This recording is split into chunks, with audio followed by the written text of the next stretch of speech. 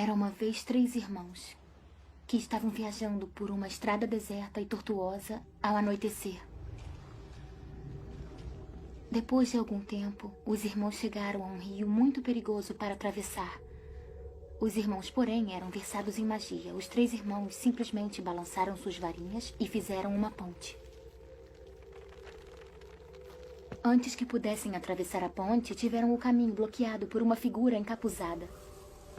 Era a Morte. Ela se sentiu traída. Traída porque o normal seria os viajantes se afogarem no rio. Mas a Morte era perspicaz. Ela fingiu parabenizar os 3 irmãos por sua magia e disse que cada um ganharia um prêmio por ter sido inteligente o bastante para evitá-la. O mais velho pediu a varinha mais poderosa que existisse. E a Morte lhe deu uma varinha feita da árvore de sabugueiro. O segundo irmão resolveu humilhar a Morte ainda mais e pediu o poder de ressuscitar os entes já falecidos. Então a Morte apanhou uma pedra da margem do rio e a entregou a ele.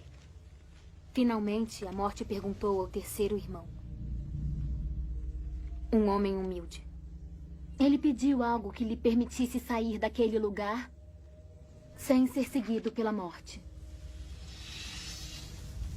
E a Morte, de má vontade, lhe entregou sua própria capa da invisibilidade.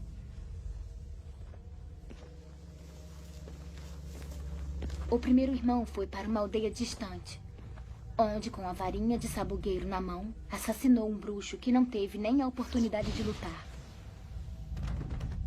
Tomado pelo poder que a varinha das varinhas havia lhe dado, ele seguiu para uma estalagem onde se gabou por sua invencibilidade. Mas naquela noite, um outro bruxo roubou a varinha e, por segurança, cortou a garganta do mais velho dos irmãos. E assim a Morte levou o primeiro irmão.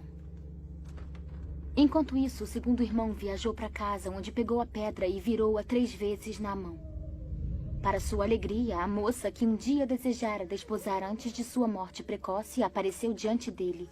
Contudo, ela estava triste e fria. Não pertencia mais ao mundo dos mortais. Enlouquecido pelo desesperado desejo, o segundo irmão se matou para poder unir-se a ela. Assim, a Morte levou o segundo irmão. Já o terceiro irmão, a Morte o procurou por muitos anos, mas jamais conseguiu encontrá-lo.